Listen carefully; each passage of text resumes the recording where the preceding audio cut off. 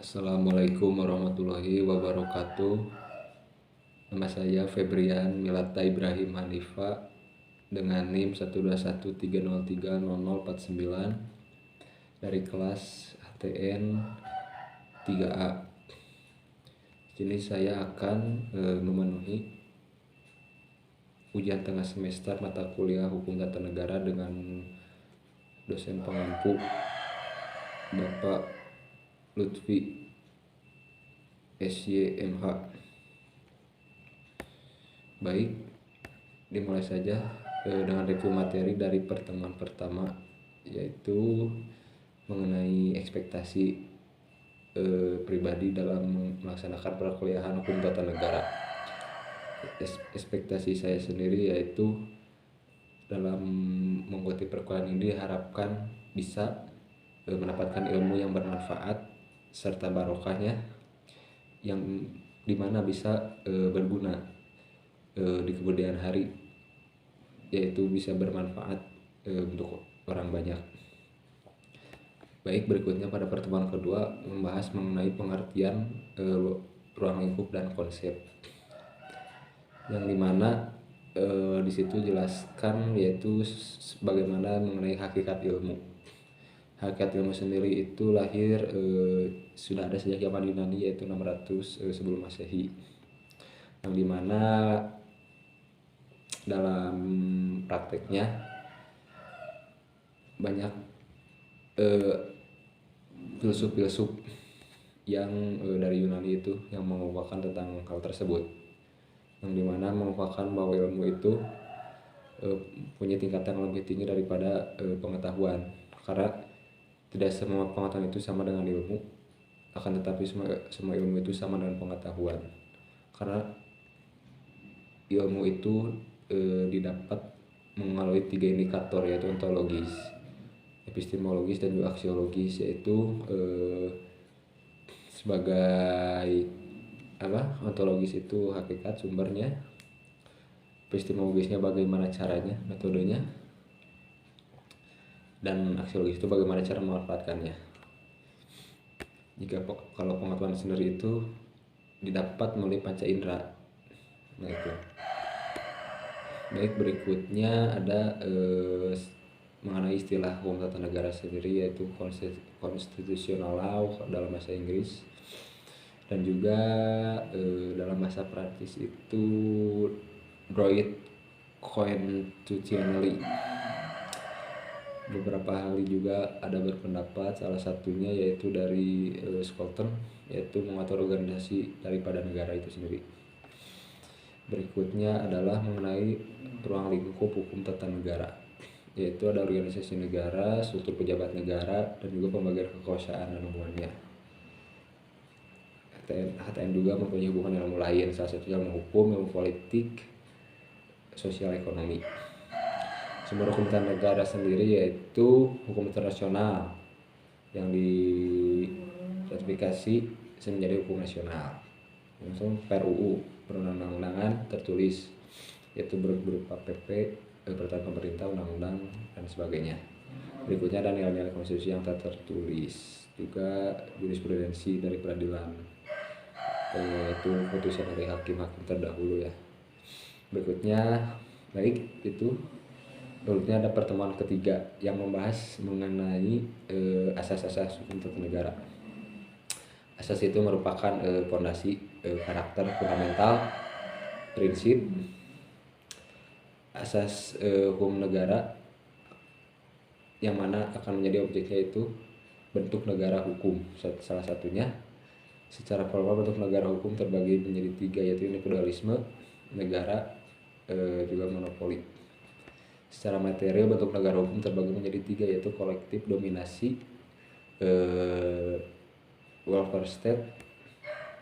Berikutnya ada asas negara kesatuan, yang dimana desentralisasi, pembagian kekuasaan pusat pada otonom, deskonsentrasi, penyelenggaraan urusan pemerintahan pusat yang dilimpahkan ke daerah otonom, tugas pembantuan yaitu daerah ditugaskan oleh pemerintah pusat dengan secara sewaktu-waktu dibutuhkan. Yang ketiga yaitu asas negara hukum, di mana ada jaminan HAM, badan kehakiman, kebebasan pendapat, kebebasan berserikat, dan pendidikan kewarganegaraan. Berikutnya ada asas demokrasi, terkenal dengan slogan dari rakyat oleh rakyat ya. Indikatornya menurut Afan Gofar yaitu ada penyelenggaraan kekuasaan berasal dari rakyat, penyelenggaraan kekuasaan secara tanggung jawab, rotasi kekuasaan, pemilu, kebebasan dijadikan hak dasar manusia. Baik, selanjutnya adalah pertemuan keempat yang membahas mengenai tipe dan bentuk susunan negara. Secara umum bentuk negara terbagi menjadi dua, yaitu negara kesatuan dan negara bagian. Negara kesatuan sendiri yaitu dalam istilah unitary state mempunyai karakter yang berbeda dengan negara bagian, yaitu diantaranya vertical management model seperti Inggris atau Jepang, central representative model Swedia, Spanyol, unification model seperti Belanda, mixed model seperti Prancis. Kemudian karakter negara kesatuan sendiri yaitu memiliki satu konsep yang berlaku dalam sebuah negara, jadi berlaku secara pusat gitu ya, terstruktur gitu, jadi satu aja dari pusat untuk berlaku untuk seluruh wilayahnya gitu, satu kesatuan. Jadi satu pemerintahan itu di tingkat pusat saja memegang komando kepada wilayah-wilayah di daerahnya. Satuan pemerintah lokal yang merupakan subdivisi pemerintahan pusat. Jadi pemerintah daerah itu ibaratnya kaki tangan dari pemerintah pusat.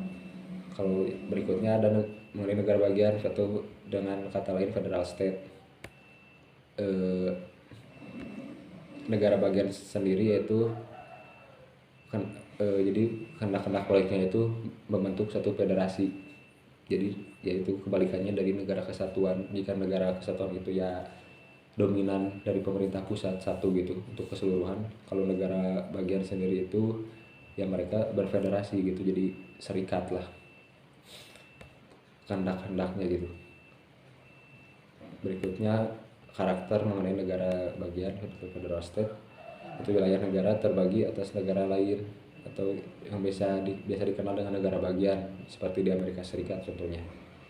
Yaitu kemudian ada kedaulatan ganda dan juga hubungan antara pemerintah federal dengan pemerintah daerah bersifat koordinatif dan kooperatif. Kewenangan bersifat eksklusif sesuai pemerintahannya. Baik, berikutnya di pertemuan kelima membahas bentuk dan sistem pemerintahan. Bentuk pemerintahan ada 4, yaitu autokrasi, yang dimana pemerintahan itu kekuasaan tunggal, yaitu contohnya seperti raja gitu atau kekaisaran. Berikutnya ada oligarki, yang dimana berarti oligarki itu dijalankan oleh segelintir kelompok beberapa orang yang dia punya pengaruh yang kuat untuk bisa berkuasa dan mempengaruhi kekuasaan gitu, baik secara langsung maupun tidak langsung gitu. Misalkan ada presiden, tapi bisa disebut juga oleh pemerintahan oligarki jika ibaratnya si presiden tersebut itu bisa dikendalikan oleh sekelompok orang yang memang dia punya power gitu. Berikutnya ada monarki. Kalau monarki itu ya dipegang oleh seorang raja sudah pastinya, karena monarki itu kan turun temurun, berarti dan periodenya itu sepanjang hidupnya ya sampai dia mati. Kalau udah mati diganti dengan keturunannya. Berikutnya ada sistem republik. Untuk pemerintahan dijalankan ini berdasarkan kedaulatan rakyat, jadi kewenangannya itu ada di tangan rakyat. Berikutnya siklus teorinya yaitu monarki, tirani, aristokrasi, oligarki, demokrasi, dan kookrasi. Ada juga disebutkan juga itu keterangan menurut Mahfud MD, yaitu mengenai sistem pemerintahan itu merupakan sistem hubungan dan tata kerja antar lembaga-lembaga negara. Sistem pemerintahan itu secara umum terbagi menjadi 2, presidensial dan juga parlementer. Baik, berikutnya menuju pertemuan ke-6 yang membahas mengenai negara autokrasi dan demokrasi modern. Autokrasi modern yaitu definisinya salah satu bentuk pemerintah yang memiliki karakter sedikit berbeda dengan demokrasi modern. Otorokrasi lebih kepada kekuasaan tunggal. Seperti yang tadi di pertemuan sudah dijelaskan. Untuk peran ini tengah-tengah antara monarki dan oligarki gitu ya. Karena identiknya ya dengan dominasi segelintir individu dan juga ya raja gitu ya, turun temurun. Ciri-cirinya yaitu indikatornya itu yang bisa dikatakan otorokrasi itu ya sistemnya tuh satu partai gitu, partai tunggal. Jadi menghimpun kekuasaan sebesar mungkin pada tangan negara. Ini negara dominasi otoritas dan dominasi negara itu sangat kuat sekali powernya. Tuan wakil rakyat masih didominan juga oleh penguasa. Jadi benar-benar penguasa negara itu, penguasa itu sebagai benar-benar kaki tangan negara yang bisa mengontrol semuanya gitu, dominasi lah. Kemudian demokrasi modern sendiri bisa didefinisikan itu kebalikannya dari otokrasi. Bentuk demokrasi pemerintahan di mana yang sebuah konstitusi menjamin hak dasar setiap individunya, setiap warga negaranya, termasuk hak berpolitik dan kebebasan memilih juga. Jadi tidak ada jadi independen, tidak ada otoritas dan juga dominasi dari negara itu, dari penguasa tidak, tapi balik lagi ke individu karena kan kekuasaan rakyat.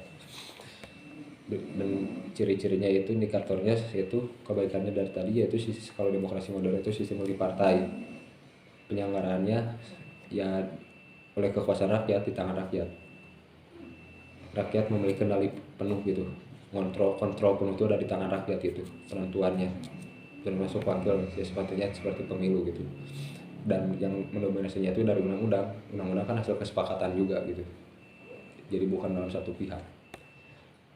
Berikutnya masuk part 7 yaitu membahas mengenai teori pembagian kekuasaan dan lembaga negara. Dalam pertemuan kali ini, dalam materi kali ini disebutkan juga dari beberapa aspek, yaitu pelaksanaan pembatasan kekuasaan menurut disebutkan Maurice Duperger. Pembatasan kekuasaan itu perlu dilakukan untuk mencegah terjadinya hal yang tidak diinginkan. Menurutnya, untuk melaksanakan pembatasan kekuasaan itu ada 3 cara, yaitu cara langsung, pemilihan para penguasa, pemilihan kekuasaan itu dan kontrol yudisial. Berikutnya menambah tempat kekuasaan pihak yang diperintah, pengendalian kelimaan penguasa dari masyarakat baik secara internal maupun eksternal. Berikutnya ada trias politika. Sejarah trias politika ini terbagi menjadi tiga fase, yaitu pertama itu terjadi pada masa Prancis abad ke-16, yaitu yang dimana pada awalnya itu menjelaskan tentang fungsi diplomas, fungsi defense, fungsi finansi, fungsi justice, dan fungsi polis. Yaitu ada 5 aspek yang dikemukakan dalam trias politika pada fase awal itu, masa Prancis di abad 16. Kemudian ada teori dari John Locke yang dikembangkan kembali, yaitu pada 1632-1704, yaitu dimana dikerucutkan kembali menjadi fungsi legislatif, eksekutif, dan fungsi federatif. Kemudian yang paling berikutnya lahir lagi dari Montesquieu, teori barunya pengembangannya, yaitu pada 1748, yang dimana dikenal dengan the spirit des lois, yaitu the spirit of the law, yang dimana membagi 3 aspek, yaitu di legislatif, eksekutif, dan yudikatif. Yang dimana eksekutif itu sebagai kekuasaan yang melaksanakan undang-undang, legislatif sebagai pembuat undang-undang, yudikatif yaitu kekuasaan yang berfungsi mengadili atau mengontrol itu atas pelanggaran yang dilakukan, melempeng dari undang-undang dan juga melakukan fungsi kehakiman. Baik, sekian dari pemaparan resume materi atau pengulangan materi yang telah disampaikan dari pertemuan 1 sampai ke 7. Mohon maaf bila ada kesalahan atau tutur kata yang kurang berkenan. Wabillahi taufiq wal hidayah. Wassalamualaikum warahmatullahi wabarakatuh.